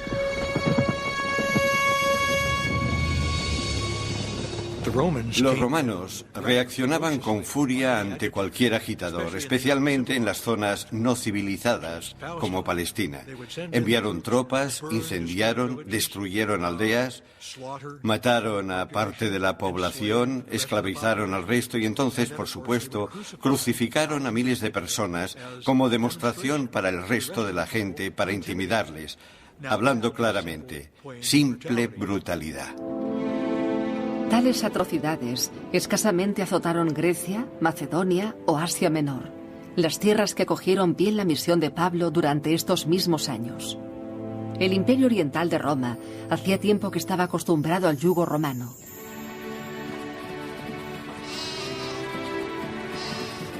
Fue aquí lejos de la influencia de los sitiados líderes de Jerusalén, donde Pablo comenzó a construir un nuevo tipo de comunidad. Una comunidad que no se basaba en el parentesco, la conquista ni la geografía, sino en un anhelo compartido por el reino de Dios. Pablo pasó casi un año en Asia Menor. Entonces, sobre el año 50, Pablo viajó hasta la ciudad griega de Corinto. Sería uno de los lugares más importantes de su carrera como misionero. Nuestro corazón está abierto a vosotros, corintios. Somos los primeros en llegar a esta distancia con las buenas nuevas de Dios. Cuando llegó allí, Pablo estaba encantado de que ningún otro misionero de Jesús le hubiese precedido. La visión de Pablo no encontraba réplicas. Los primeros conversos que realizó en Corinto fueron Estéfano y su gran familia. Probablemente de origen romano, es posible que tuvieran un número de sirvientes y esclavos. Estaba Erasto, aunque era un sirviente público. Y estaban Priscila y Áquila. Esta pareja acababa de ser expulsada de Roma. Como Pablo, eran tejedores y se convirtieron en su principal apoyo. Bajo la tutela de Pablo, la Asamblea de Corinto asumió una calidad especial. En una época de fuertes divisiones, los corintios aunaron grupos distintos, prósperos y pobres, esclavos y amos, hombres y mujeres, todos mezclados en la comunidad de Pablo, y todos eran el centro de su proyecto vital. Pablo se había comprometido completamente con este proyecto y se había identificado realmente con él, hasta el punto que si fracasaba, él fracasaría también. Lo que, al menos para mí, es especialmente conmovedor es que invirtiera todo en la gente. Su proyecto era la gente. Y eso son siempre unas acciones muy volátiles. Pablo se enfrentaría a esta realidad solo 2 años después. Había actuado confiando en que los corintios estaban firmemente unificados. Se equivocaba. Llegó un mensajero informando a Pablo de que su querida congregación había caído en el desorden. Un hombre había empezado un romance con la mujer de su padre. Los matrimonios se desmembraban. Pablo estaba atónito. No os desviéis del camino. Ni las prostitutas, ni los idólatras, ni los adúlteros, ni los borrachos, ni los ladrones. Ninguno de ellos heredará el reino de Dios. Y algunos de vosotros erais así antes, pero ahora estáis purificados, estáis bendecidos.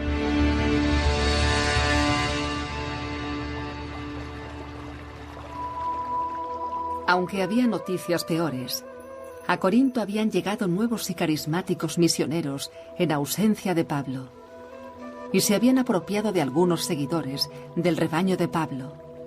Algunos, como un misterioso predicador llamado Apolos, ofrecía un camino distinto hacia la salvación, un camino que parecía empeorar las divisiones sociales. La comunidad corintia se dividió en facciones y se desató una rivalidad abierta. Pablo lanzó una llamada enardecida.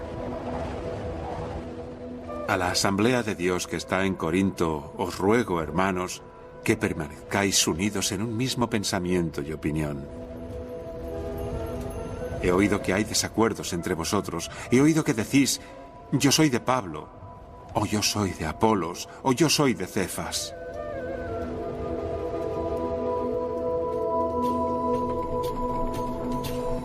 Pablo se dirigió hasta Corinto para reafirmar su visión. Acudió a una reunión hostil. Se le acusó de malversar fondos y de estafar a su congregación. A pesar de todo su poder de persuasión, Pablo fue expulsado por su propia comunidad, sustituyéndolo por otros predicadores. era uno de los peores reveses de la agitada vida de Pablo.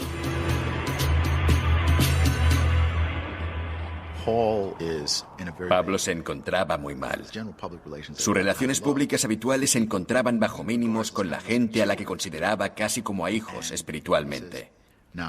Les decía: hermanos, ¿recordáis el Evangelio que os enseñé? Trata de un Mesías que sufrió.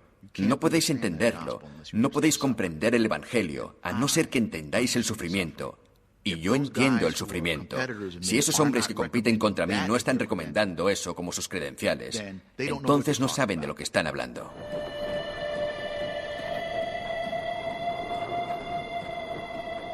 ¿Son hebreos? Yo también. ¿Son israelitas? Yo también. ¿Son ministros de Cristo? Hablo como un loco, pero los supero. Mi sufrimiento es mayor, mis encarcelamientos más numerosos, mis palizas más frecuentes, a veces cercanas a la muerte. Soy un tonto. Vosotros, corintios, me habéis convertido en tonto. Deberíais haber sido mis defensores. De ninguna forma soy inferior a estos superapóstoles.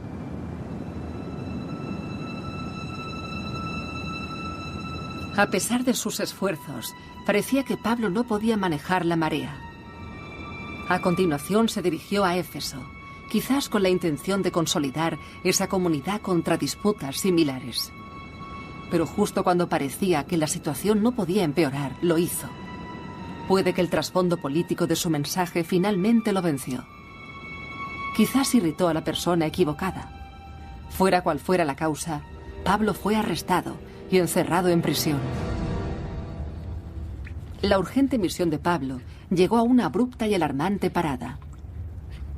Pasaron 2 valiosos años en los que Pablo languidecía en una cárcel de Éfeso.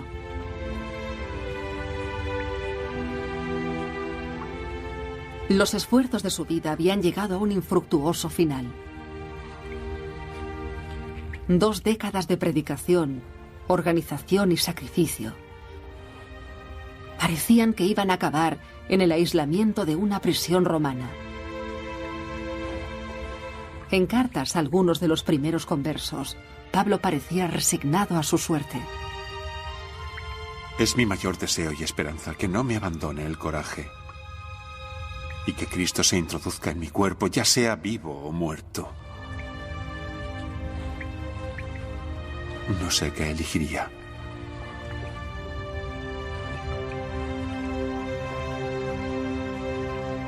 Pablo se preparó para una muerte dolorosa a manos de sus captores romanos. Pero eso no sucedió. A pesar de sus antecedentes en alteraciones de la paz, Pablo fue puesto en libertad. Sus seguidores creían que se trataba de un milagro, una señal más del inexorable plan de Dios.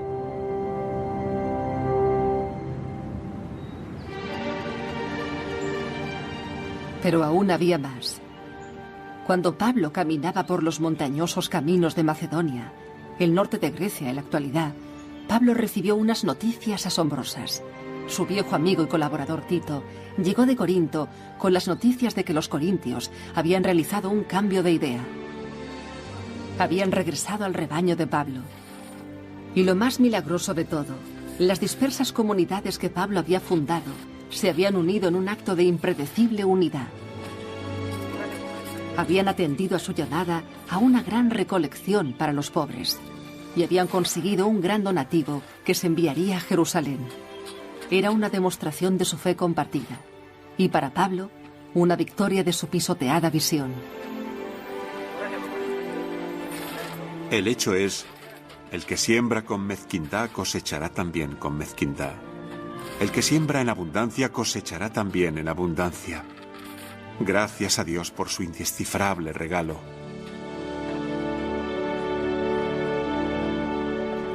Habiendo conseguido el donativo, parece que Pablo concluyó su trabajo en el Imperio Oriental de Roma.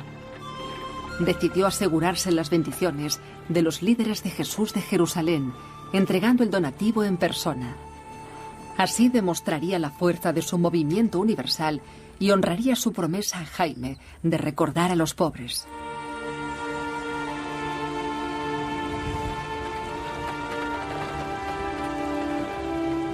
Alrededor del año 56, Pablo embarcó hacia Judea, en un último y dramático esfuerzo de forjar un movimiento de Jesús unido.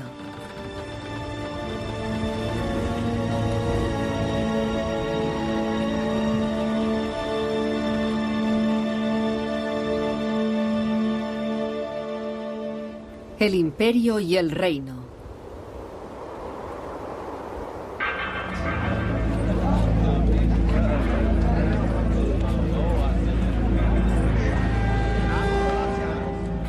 Otra casta de criminales invadió Jerusalén.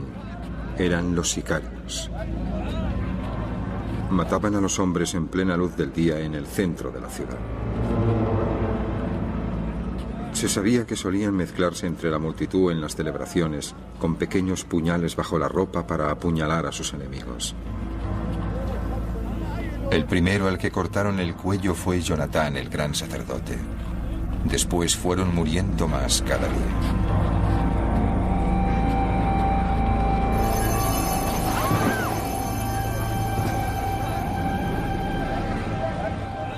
A medida que Pablo se aproximaba a Jerusalén, el historiador romano Josefo describe una ciudad sumida en el caos.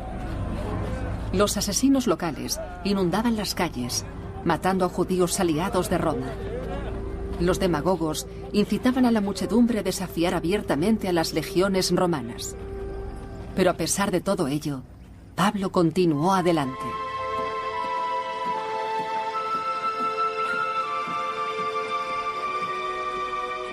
Queremos que conozcáis, hermanos y hermanas, la gracia de Dios que ha sido otorgada a las asambleas de Macedonia.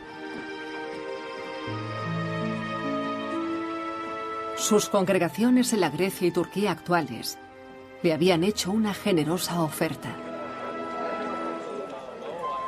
Su abundante júbilo y su extrema pobreza se han inundado de gran generosidad.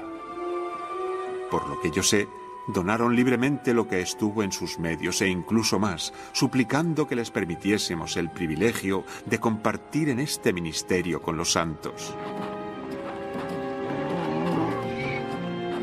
Lo importante de la recaudación de Pablo no es solo que almas independientes estaban dando algo, sino que se estaba produciendo una especie de cohesión mediante el amor tal como lo veía él, las dos ramas de la Iglesia.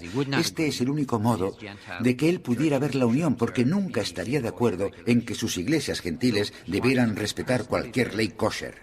Quería estar allí en persona para llevar la recaudación con la esperanza de mantener unidas las dos ramas de la Iglesia. Lucas describe un encuentro cordial entre la delegación gentil de Pablo por un lado y Jaime y sus seguidores por el otro. Lucas narra que Pablo contó sus numerosos éxitos en el norte. Lucas no comentó nada, sin embargo, sobre la gran recolección que Pablo había realizado desde Grecia. ¿Aceptaron el donativo? No lo creo. Si lo hubieran hecho, creo que tendríamos pruebas de ello. O Lucas lo hubiera mencionado, y Lucas omite cualquier mención a este hecho. O bien Pablo lo hubiera escrito, quizás en una de sus cartas posteriores. Pero puesto que todos sabemos por el Nuevo Testamento que esa recaudación se efectuó, pero no tenemos pruebas de que se aceptara, me inclino a pensar que Pablo no consiguió este empeño personal.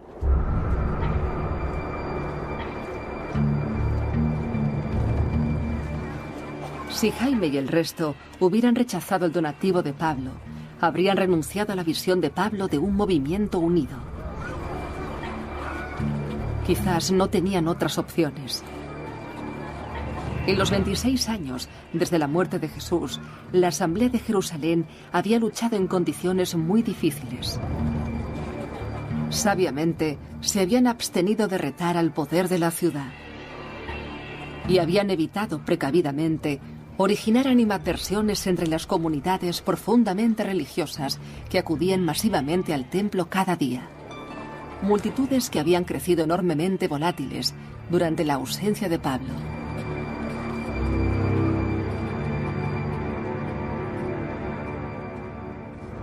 En este panorama, los compañeros gentiles de Pablo podrían haber alarmado fácilmente a Jaime y al resto. Y como podrían haber temido, los esfuerzos de Pablo en Jerusalén pronto se volvieron peligrosamente duros. Tal como Lucas narra la historia, al día siguiente, Pablo fue recriminado por acompañar con desfachatez a los gentiles en el templo.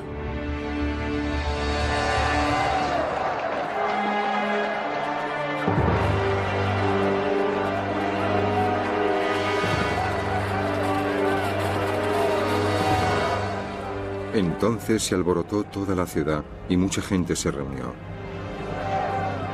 Cogieron a Pablo y lo echaron del templo, cerrando de inmediato las puertas. Mientras trataban de matarlo, las autoridades romanas corrieron tras la multitud.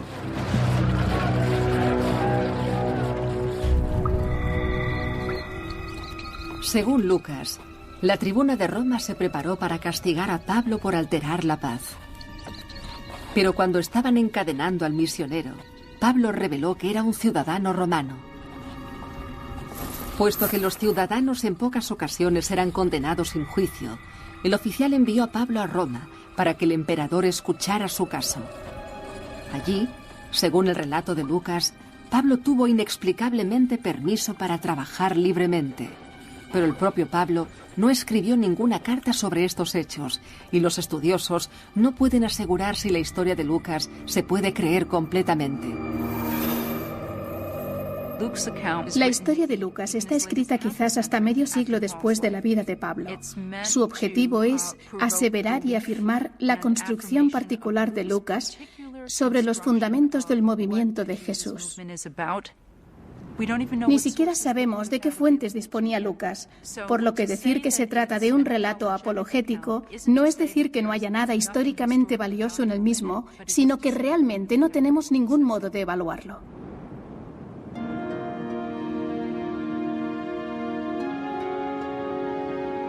Queda claro que Pablo tenía intenciones de visitar Roma y que la capital del imperio ya acogía una comunidad significativa de seguidores de Jesús décadas después de la muerte de Jesús.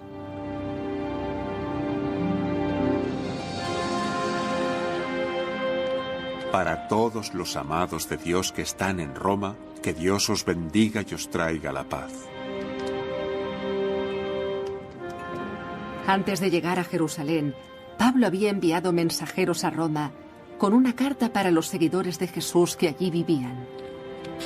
En ella, Pablo pidió a las primeras asambleas de Roma que dieran la bienvenida a la gente portadora de su mensaje. Os recomiendo a Febe, nuestra hermana, diaconisa de la iglesia de Cencreas. Ella ha sido protectora de muchos, incluso de mí mismo. Saludad a Priscila y a Áquila, que se arriesgaron para salvarme. Saludad a mi querido Epéneto, primicias del Asia para Cristo. Saludad a María, que se ha afanado mucho por vosotros. Priscila y Áquila, Febe y Epéneto. Estos eran solo algunos de los que llamaba por su nombre Pablo en sus cartas. Eran amigos y familiares, diáconos y benefactores, hombres y mujeres. Lucas afirma que Pablo vivió y predicó entre aquella gente durante 2 años completos. Y mientras que muchos estudiosos se cuestionan si Pedro y Pablo realmente llegaron a Roma, poca duda queda de que esta gente lo hizo. Poco después llegó el desastre.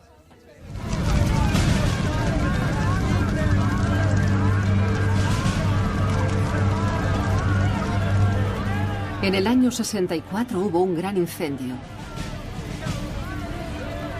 El fuego destruyó grandes partes de Roma y diezmó a los queridos seguidores de Pablo. En el inicio del incendio, el emperador Nerón decidió culpar a la nueva comunidad de Jesús en Roma del desastre.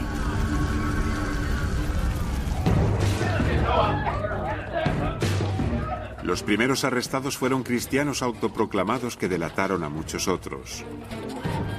Fueron condenados no por incendio premeditado, sino por odio hacia la humanidad. El historiador romano Tácito describe la primera purga de seguidores de Jesús. Aunque después se sucederían algunas más, pocas sufrieron tal brutalidad de Nerón. Sus ejecuciones se realizaban como espectáculos públicos. Se les cubría con pieles de animales y eran despedazados por los perros. O se les clavaba en cruces o se les quemaba para utilizarlos como antorchas durante la noche. Aunque eran culpables y merecían un duro castigo, causaban pena porque estaban siendo sacrificados no por el bien público, sino por la crueldad de un hombre.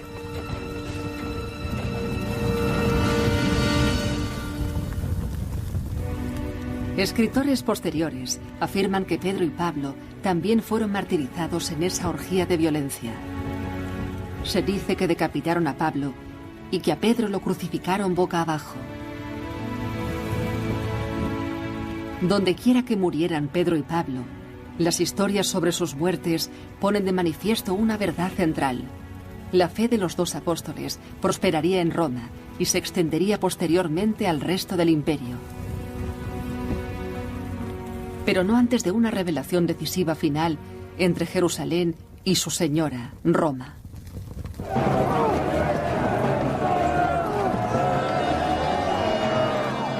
Dos años después del gran incendio de Roma, las décadas de tensiones superpuestas en la agitada provincia de Judea entraron en erupción en forma de una gran rebelión. La guerra duró 4 años.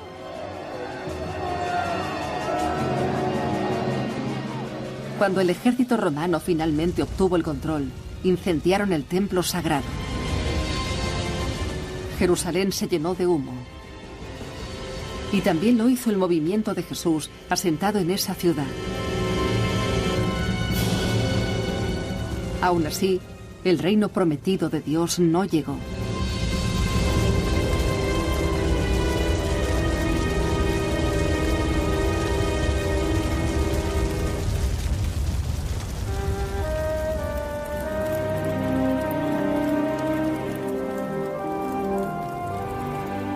Aquí, entre el humo de Jerusalén, las sendas paralelas encarnadas en Pedro y Pablo se convirtieron en caminos distintos para siempre. Cada hombre había ayudado inconmensurablemente a la supervivencia de su fe compartida. Cada uno derivó en una fuerza distinta. Pedro y Pablo permitieron que la iglesia creciera. Tomaron un movimiento que esperaba que Jesús regresara y trajera el reino de Dios inmediatamente. Y lo convirtieron en un movimiento que duró generación tras generación. Tomaron una proclama que tuvo sentido principalmente, si no exclusivamente, para los judíos que vivían en Galilea y Judea. Y la reformularon de modo que tuvo también sentido para los gentiles de todo el mundo. Tomaron una proclama del reino de Dios y la hicieron palpable, significativa para la gente que nunca había oído hablar de Dios y que no podía imaginarse un reino distinto al que había proporcionado Roma. Sin Pedro y Pablo no tendríamos a la iglesia que tenemos hoy. Pedro había acompañado a los primeros seguidores de Jesús desde el campo hasta la ciudad. Había mantenido la primera comunidad de creyentes unida a lo largo de los cruciales años de duda, persecución y disidencia. Pero después de la destrucción del templo sagrado, la maltrecha tierra de Judea no pudo seguir alimentando un movimiento como el de Pedro. Y al final fueron las comunidades de Pablo las que evolucionaron hasta las iglesias que conocemos hoy y que se extendieron por todo el mundo.